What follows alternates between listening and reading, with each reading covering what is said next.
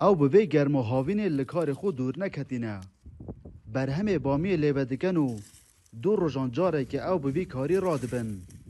به درجاهی ها نزدیکی 5 حیوان اوه کار جوتیارن بردرش.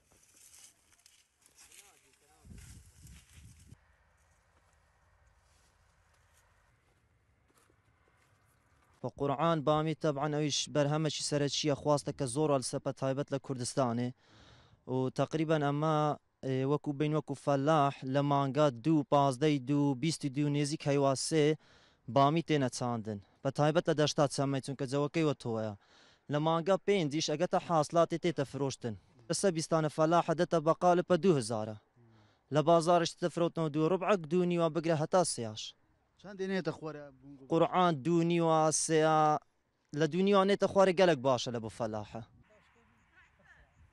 آخو آوا دبر لبره یا گنجای بوبامیه و نوکه او وی برهمه ای دبنه بازار دوک و حوله رو هر دیسان لسر جاده بردرش دفروشن.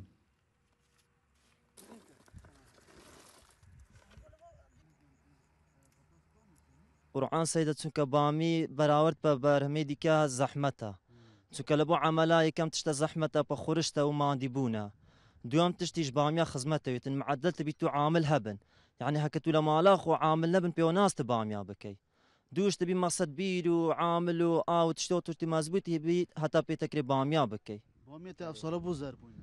بە قورعان هەو ساڵە لە بەهشکە سالیە ئاوەکێم بوو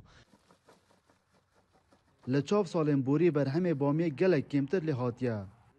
لگوری آمارن رببریا چاندنا بردرش بو افساله لدوروبر 500 دونمان بامی هاتیه چاندن.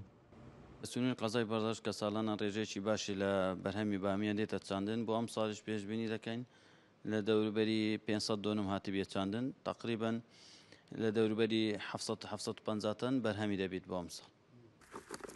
نوکه دخوازیا جوتیاران گرانبونا بهای بامیه که 1 کیلو به 2000 دینار یو دما بامیا در و دهیتن لی آوان جوتیاران گلک گرانتره. دلبرین غازی کرسات نیوز بردرش.